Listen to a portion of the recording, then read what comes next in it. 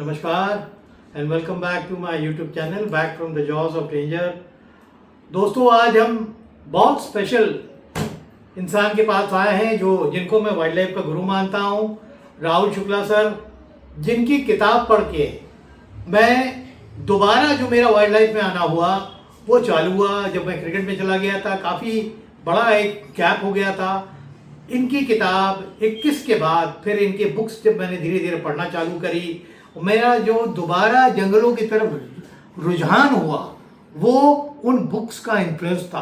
तो राहुल सर का मेरे ऊपर बहुत बड़ा एक इन्फ्लुएंस है, जिसकी वजह से मैं आज जंगलों में जाता हूँ, चलता हूँ और उनके जो एक्सपीरियंस है जंगल के उनको मैं शेयर कर चुका हूँ, कुछ स्टोरीज में, कुछ शॉर्ट्स में, और बाकी बहुत कुछ कहना बाकी है। बहुत समय नहीं लेंगे क्योंकि आज राहुल सर से मैं जितनी किताबें मैंने राहुल साहब की ली हैं उसमें इनका ऑटोग्राफ भी कराएंगे। ये उनकी एक नई किताब आई है, इसी की लॉन्चिंग हुई है और इसी किताब को, और इसका एक बहुत बड़ा कॉज है, इसमें लिखा हुआ है कि इस किताब की जो खरीद है उस खरीद का कुछ हिस्सा जो है वो ऑर्फन लोगों को जाएगा। ये बहुत बड़ा कॉज है। जिस तरह बाबा के नाम का मैंने भी वो खोल रखा है फाउंडेशन जिसके तहत मैं अपना काम करता हूँ, उसी तरह ये राहुल सर का बहुत बड़ा कंट्रीब्यूशन है कि ये वेलफेयर ऑफ ऑर्फन चिल्ड्रन उनको जाने वाला है। राहुल सर, मैं बस 5 मिनट आपसे बात करूँगा। आप तो रहने वाले तराई के हैं, आप प्रोफेशन से लेक्चरर थे। आपके ये बुक लिखना आपको कब समझ में आया कि अब मेरे को बुक लिखना चाहिए? जय श्री राम। जय श्री राम। एक्चुअली हमारी जो बैकग्राउंड है वो तराई की है। मैं ननिहाल में पला जी। ननिहाल किशनपुर के जंगलों, मैलानी के जंगलों के करीब है जी। तो बचपन में जाते थे तो घर में 150 बंदूकें थी। तो हम लोगों ने बंदूकों को लेकर के मामा वगैरह फ्रीडम दिए हुए थे कि जाओ भाई जंगल जाओ, प्राइवेट शिकार। उस जमाने में 70s में भयंकर शिकार था सर वहाँ, और भयंकर। हम लोग क्रॉप प्रोटेक्शन में बहुत इन्वॉल्व थे क्योंकि रात में चीतलों के गोल बड़े बड़े निकलते थे और निकल के खेतों पे रेड करते थे।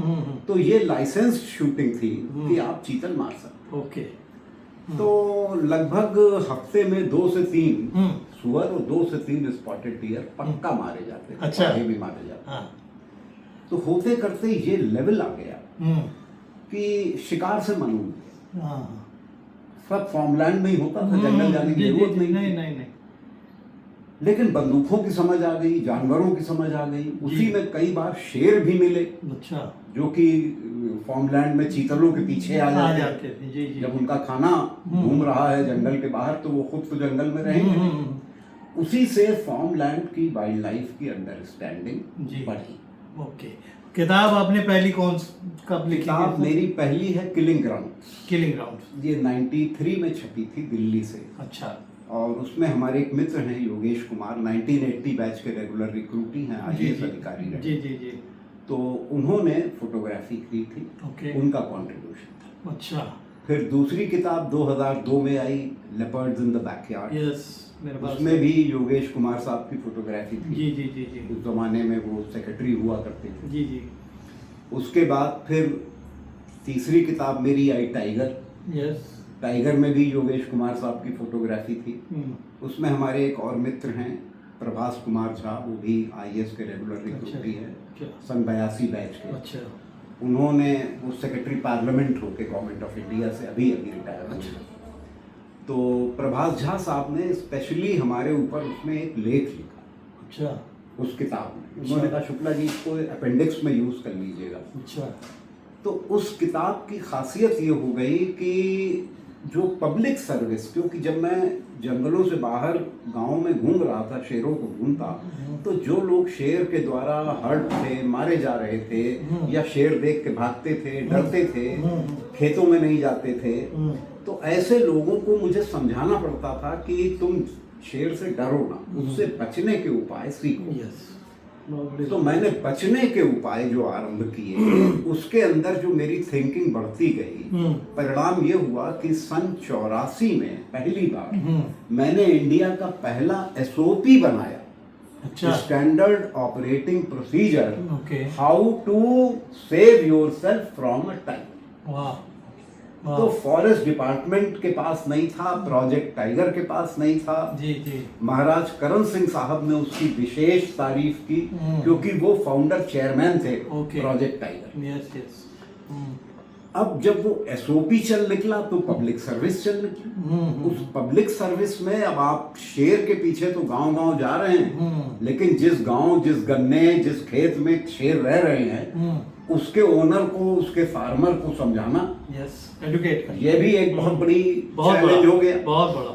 अब वो कहता साहब हम क्या करें, हम तो अपने गन्ने में जा ही नहीं सकते, वहाँ शेरनी में बच्चे दिए हुए। अरे हम कहते थे भैया समझ लो तुम्हारी बिटिया आई हुई है और तुम्हारे नाती हुए हैं, अब तुम्हारा विचार बदल गया। कहने लगे साहब ऐसे तो कभी सोचा ही नहीं था। तो हमने कहा अब तुम्हें फायदा क्या है, नीलगाय नहीं आएंगे, सुअर नहीं आएंगे, चीतल नहीं आएंगे, पाड़े नहीं आएंगे, बिल्कुल छुट्टा जानवर बनैले जो घूम रहे हैं ये नहीं आएंगे। अब शेरनी बैठी है उसे बैठा रहने दो, और गन्ना तुम्हारा खराब नहीं होने जा रहा, तुम्हें सिर्फ पानी लगाना और कोई काम नहीं, वो रखवाली का काम कर रही है। हाँ, वो तुम्हारी अनपेड वॉचमैन हो गई। बिल्कुल। बड़े खुश, बोले साहब ऐसे तो कभी सोचेंगे। ठीक है। जब नहीं सोचा तो सोचवाया गया, जब सोचा तो समझ में आया, जब समझ में आया तो हमारे जो मित्र और आईएएस ऑफिसर्स थे उन्होंने कहा राहुल बहुत बढ़िया प्रोग्राम, हम लोग तो दिन भर कुर्सी बैठे रहते हैं, ऐसी कोई काम है नहीं, फाइल साइन करते रहो, फाइल साइन करते रहो, तुम्हारे साथ बाहर निकलने का मौका मिले। तो मैंने कहा बहुत अच्छा, निकलो भाई।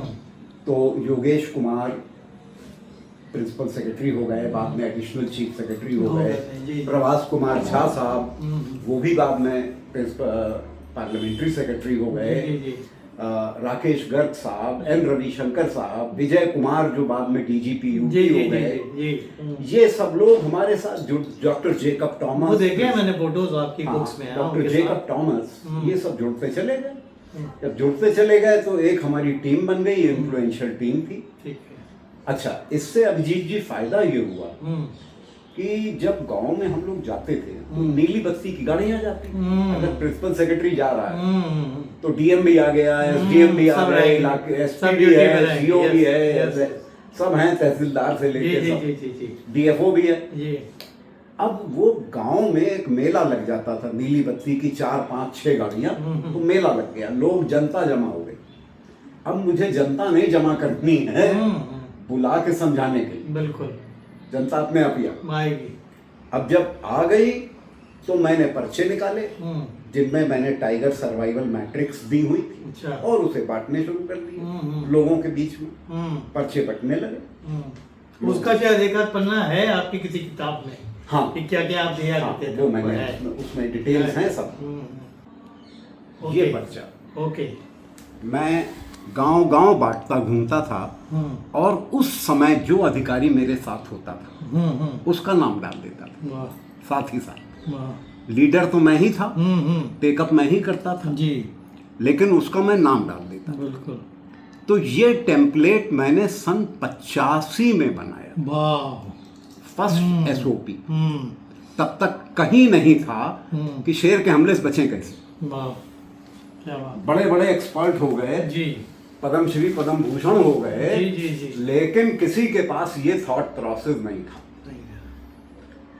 अब इसी दौरान 22 ह्यूमन किल हमने रिकवर की, जो शेरों ने मारे। गांव वाले भाग जाते थे शेर के डर से। अब वहां घुसे कौन, तो फॉरेस्ट वाले ढूंढते थे डॉक्टर राहुल शुक्ला, यही घूमते रहते हैं, यही घूमते रहते हैं, परिणाम था हम ही मिलते थे उनको। खैर, अब आप ये समझ लीजिए कि मैं बंदूक लेके चलता था, बंदूक लेके जंगल में घुसना अपराध है, आपकी बंदूक जब्त हो जाएगी जी। अगर आप नौकरी में हैं, आपकी नौकरी पे बीत जाएगी, सरकारी नौकरी है तो तुरंत बीत जाएगी, बिल्कुल। और आपको 6 महीने की जेल भी हो सकती है, खाली इस बात के ऊपर कि आपके इरादे खराब थे, bad intention, with the result आप शिकार के लिए घुसे। तो मैंने पहला उसूल ये बनाया कि मैं जंगल के अंदर कतई नहीं जाऊं, क्योंकि मैं गन होल्डर। तो you should stay in farmland. Yes. Only in farm lands. Okay. Farm lands का एडवांटेज क्या है कि आपके पास जब बंदूक का लाइसेंस होता है तो आपको उसमें 2 राइट्स मिलते हैं। डिमॉन्स्ट्रेशन कि आपके पास जगह डिस्प्ले है, कर हाँ। सकते हैं, और दूसरी चीज आप स्वरक्षा में उसे चला सकते हैं, सेल्फ डिफेंस। एग्जैक्टली। तो अब इस सेल्फ डिफेंस का जो राइट है ये जंगल में खत्म हो जाता है, हाँ बिल्कुल। लेकिन फार्म लैंड में एग्जिस्ट करता है। ये रेवेन्यू जोन है, सिविल जोन 2 है। फीट इधर आप यूज नहीं कर सकते, 2 फीट इधर आप यूज कर सकते हैं। हाँ बिल्कुल सही आपने कहा हाँ, बिल्कुल।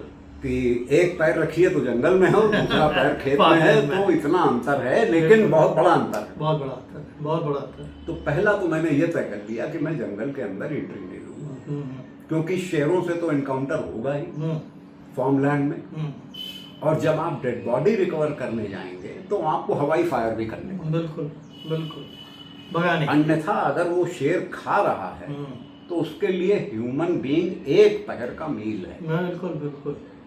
तो वो हर हालत में इतना सा भी उंगली भी नहीं छोड़ेगा। तो लास्ट राइट में, क्रिमेशन में या बरियल में क्या होगा? बिल्कुल। परिणामतः हमको खुद कभी पैर उठा के लाना पड़ता था, कभी हाथ उठा के लाना पड़ता था। एक बार तो हम देखिए, सिर तक लेकर के आए हैं। जी जी। तो ये बड़ी गोरी कंडीशंस थी, लेकिन ठीक है, जब आप वाइल्ड लाइफ में और वो भी टाइगर्स के पीछे घूम रहे हैं तो 100 में अभिजीत जी मुश्किल से 2 शेर होते हैं जो एबरेंट होते हैं, हाँ, yes. या जो मैन ईटर होते हैं, राइट। और 5 शेर होते हैं जो किलर होते हैं, खाते नहीं नहीं है, मार देते हैं, मार। जो उनका इंस्टिंक्ट है वो मारेंगे। और 8 शेर होते हैं जो अटैक करके माउल करते हैं। तो टोटल 10% एब्रेशन आप टाइगर्स में मान सकते हैं, 90 को आप सेफ मान सकते हैं। बिल्कुल बिल्कुल। आपको देखते ही जो टाइगर शुगर केन में रहते हैं वो गन्ने में चले जाते हैं, वो आपसे छिप जाएंगे। बिल्कुल बिल्कुल। एबरेंट आपको चैलेंज कर बैठेंगे। ओके। तो जब चैलेंज हो जाता था तो स्वाभाविक है कि फिर बंदूकें निकलती थी। बिल्कुल। फिर उसमें blank firing yes. Was a part of it.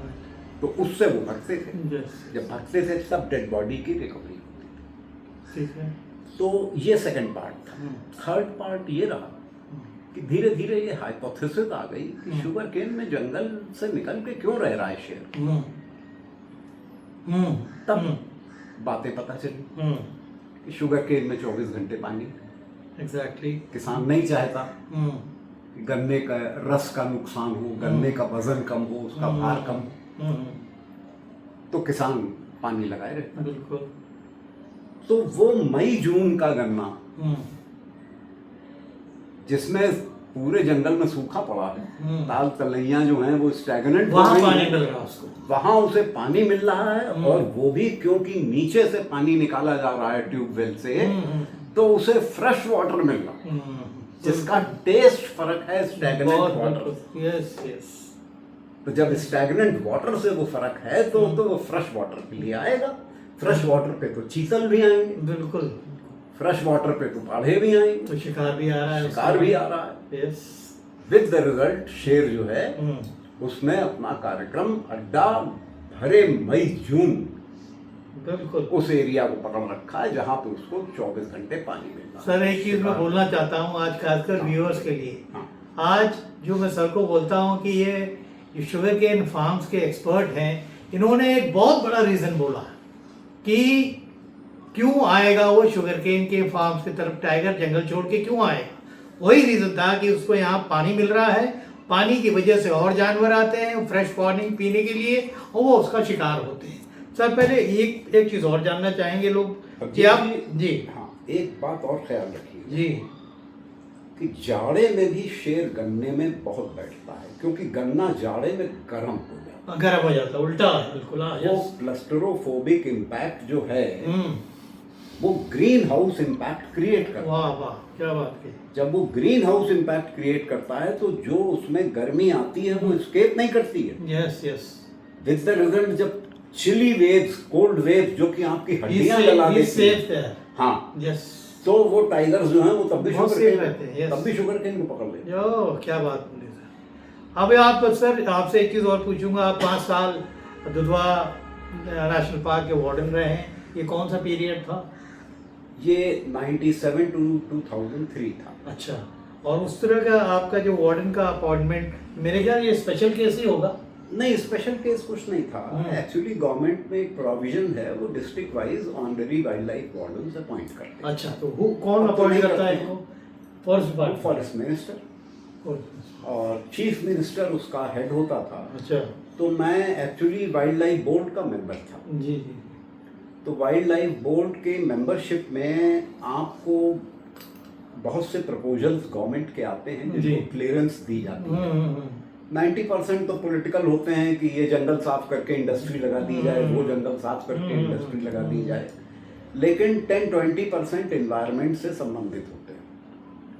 तो उस दौरान कोई 2-3 वेटलैंड्स थी जिनको कन्वर्ट करने का फॉर्म लैंड में प्रोग्राम चल रहा था। अच्छा। और मुख्यमंत्री से मेरी थोड़ी सी बहस हो गई थी। अच्छा, कौन थे उस समय? हाँ, मुलायम सिंह। अच्छा, मुलायम जी। तो एक उनके साथ जो फॉरेस्ट मिनिस्टर थे वो मुस्लिम थे, मुझे उनका पूरा नाम नहीं याद आ रहा। तो उन्होंने कहा कि मुलायम सिंह जी ने ये कहा कि ये वाली तो इंडस्ट्री लगनी ही लगनी है, इसका तो प्रपोजल क्लियर होना है। तो हमने कहा प्रपोजल सर बिल्कुल क्लियर होगा, लेकिन ये बड़ी वाइटल लैंड है, अगर खत्म हुई तो इन्वायरमेंट का बड़ा नुकसान होगा। बिल्कुल होगा। उसमें हमारे साथ चीफ वाइल्ड लाइफ वार्डन ने, वैसे तो वो ना करने की हिम्मत नहीं करते थे, बोले शुक्ला जी ऐसा है कि इस प्रपोजल को तो क्लियर होना ही होना है, गवर्नमेंट में मीटिंग इसीलिए कॉल की गई है। हमने कहा लेकिन ठीक है, तो जब मेंबर्स हैं तो मैं अपना रिसेंटमेंट लिख के दे रहा हूँ, बाकी जो होना है तो करिए। तो वो मैंने लिख के दिया। खैर वो लैंड में बचा नहीं पाए। अच्छा। लेकिन उसने मेरा दिमाग यूं खोल दिया कि ये जो डेवलपमेंट है ये at the cost of environment है, at the cost of wildlife है, at the cost of ecology. और अब अगर हम कुछ इंडिविजुअली कर सकते हैं तो हम करेंगे। देखिए, हमेशा ध्यान रखिएगा, जब आप आईएएस होते हैं, आईएफएस होते हैं, आईपीएस होते हैं, आपको जिले का चार्ज मिलता है, तो आपकी एक आदत सी हो जाती है कि मेरा टेन्योर पीसफुल गुजर जाए। एग्जैक्टली। मेरे टेन्योर में कुछ नहीं हुआ। अगर जंगल में लकड़ी कटी और आपने 10 पकड़े तो पॉलिटिकल प्रेशर भी पड़ सकता है। कोई रेंजर कह सकता है साहब हम क्या करें, मंत्री जी पैसा मांग रहे हैं, यस यस, हम क्या करें। यस यस, यही तो होता है। डीएफओ साहब का ट्रांसफर हो गया। बिल्कुल। तो डीएफओ कहते हैं लकड़ी कटने दो, हमसे क्या लेना देना, जो आ रहा है आने। देखिए, करप्शन यूं ही होता है। बिल्कुल बिल्कुल बिल्कुल। और मेरा टेन्योर 2 साल का, 3 साल का बढ़िया रहा।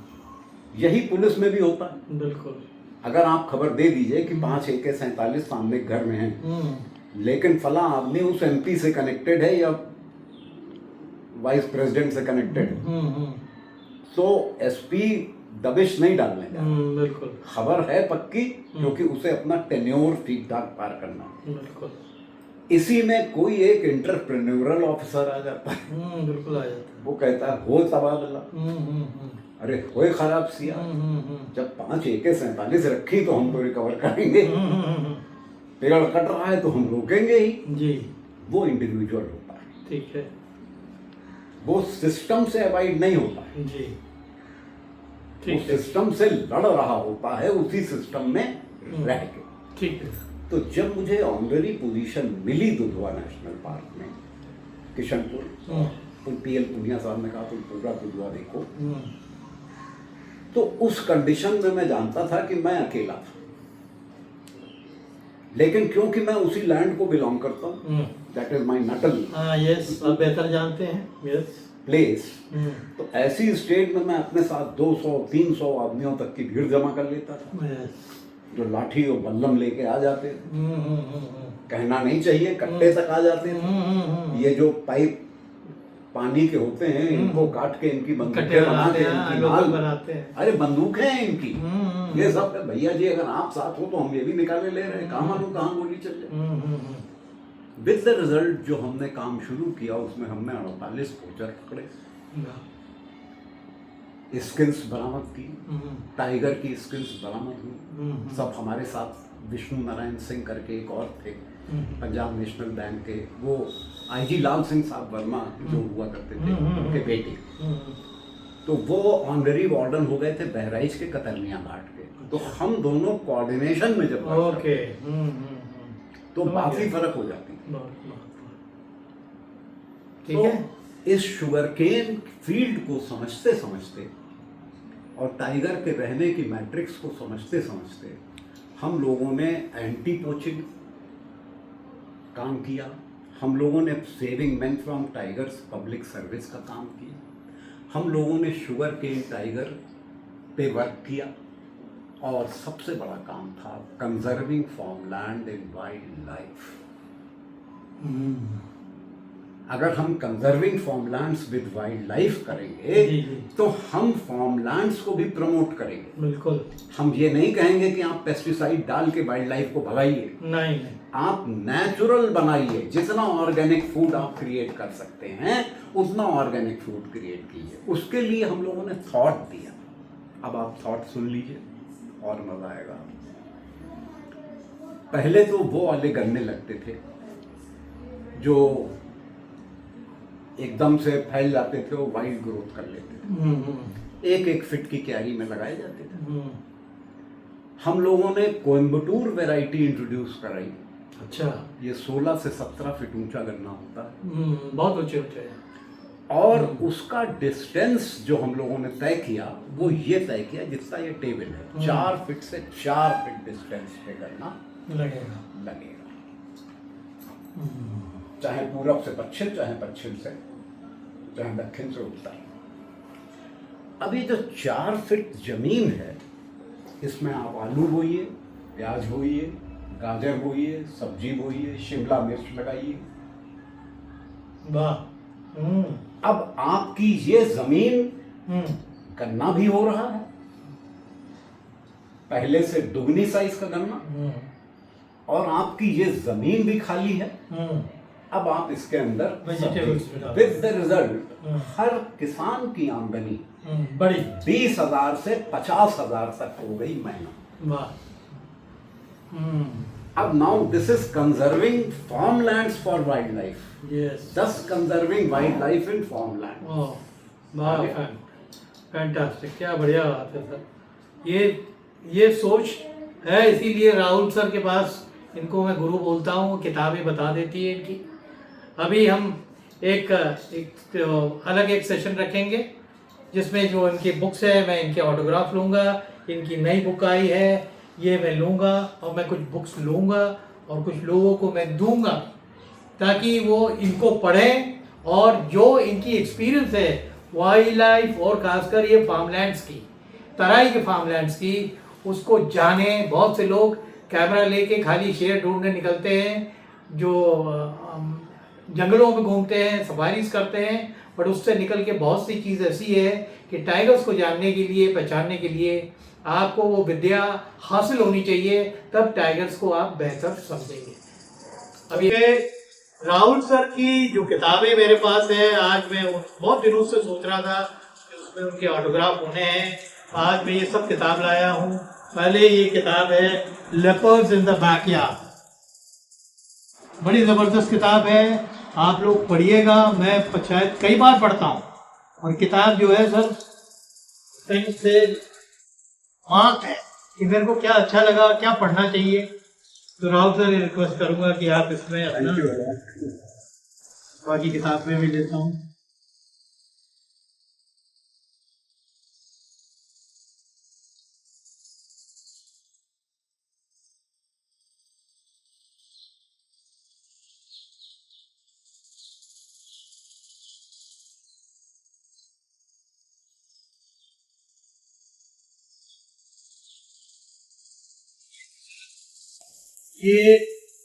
ये राहुल सर की पहली किताब है शुगर केन टाइगर, जो मैंने परचेज की थी। इसको पढ़िएगा। अगर शुगर केन के जो फिनोमेना टाइगर्स के रहने का क्यों है, उसकी बहुत डिटेलिंग आपको मिलेगी। ये सर आपका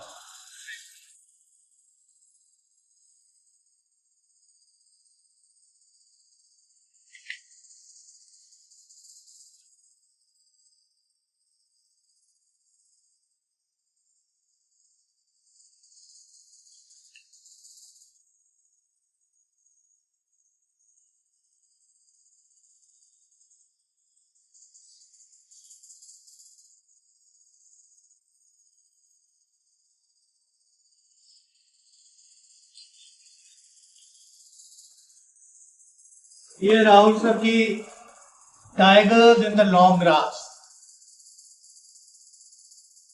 ये सब किताबें इसीलिए मैं बता रहा हूँ कि अगर वाइल्ड लाइफ को जानना है और बहुत भीतर तक जानना है तो ये बहुत इम्पोर्टेंट है कि आप इन किताबों को पढ़िए, क्योंकि राहुल सर तराई के रहने वाले हैं और जितने अच्छे से रिसर्च इनका खासकर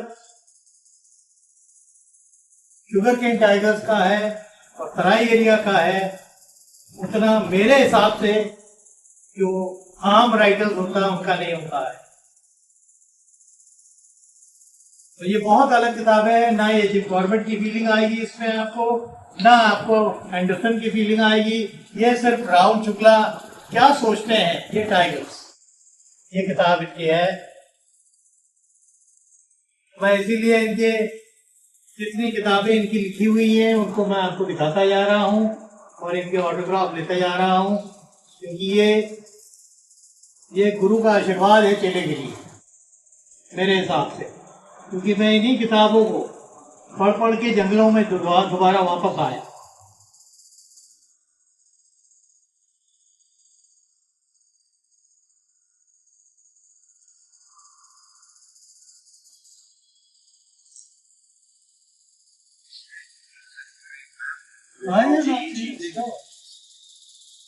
बहुत बढ़िया। ये हम लोगों की जमींदारी का 1/4 हिस्सा है। ये आपका चला इधर किशनपुर से और फिर मैलानी। ये राहुल सर की लेटेस्ट किताब है, man eaters and farmland killers. ये इनकी लेटेस्ट किताब है, जरूर खरीदिए, पढ़िए। जो जानकारी आपको इसमें से तराई के टाइगर्स के मैनेजम की, हैबिट्स की मिलेगी, वो कहीं नहीं मिलेगा। मैं राहुल सर से बोलूंगा ये लेटेस्ट किताब है, इसको भी साइन करेंगे।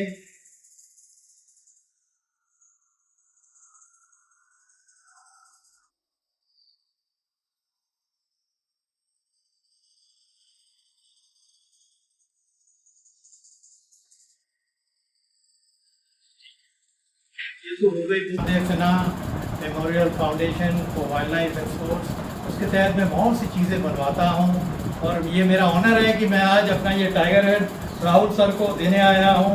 राहुल सर इसके अंदर बहुत बड़ा मैसेज भी है, save jungle, save animals, save environment. Great है ना, ये है। और ये एक अलग बिल्कुल चीज़ है, मैं बहुत स्पेशल लोगों को ये टाइगर हेड अपना देता हूँ। और ये आपके व्हाट इज योर साइज 40? हाँ, ये मेरे वाइल्ड लाइफ की टी शर्ट है और this thing is there.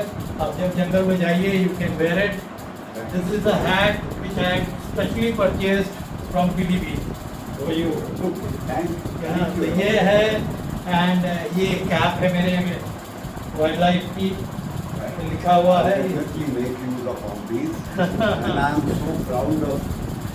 And this is a special glass sir, इसमें देखिए टाइगर बना हुआ। yes.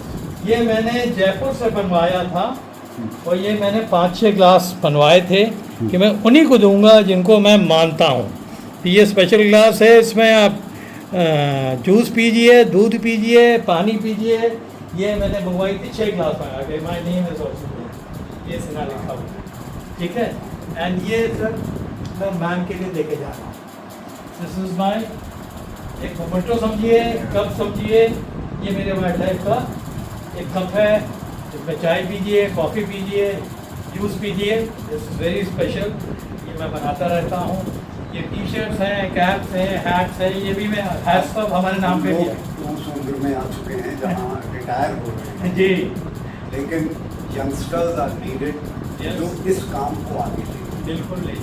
इस कंजर्वेशन के काम को। और ये भी ध्यान रखिएगा कि बढ़ती हुई पॉपुलेशन, जी, जब मैं छोटा था और गांव में रहता था जी, तो बच्चे बहुत कम दिखते थे। बिल्कुल फिर बिल्कुल जब मैं दुधवा का वार्डन था जी, तो मुझे वो 40% तक चाइल्ड पॉपुलेशन दिखी।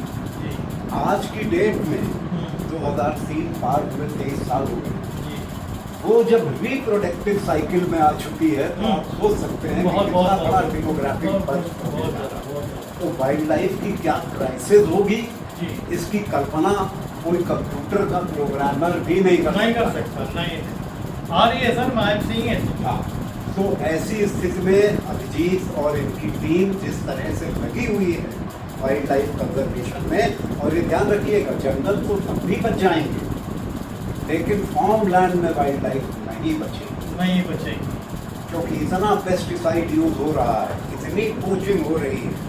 यस, ऐसी स्थिति में जागरूक सिविलियन बहुत thanks a lot. Thank you sir, thank you for giving time sir, it's honour. ये हमारे साहबजादे की एक किताब है सर, एंड ये आपको ये देंगे। Collection. Boy is very intelligent, and what I see, especially when I read one of his poems, I was surprised that a person has such a strong feeling and sensitivity. और जब आप emotional होते हैं तो words की कमी होती है, क्योंकि you express your heart, don't express your mind. वो जो हार्ट हृदय की भाषा है, तो हृदय से निकल के हृदय में समा जाती है। ये इस किताब में thank you, thank you so much.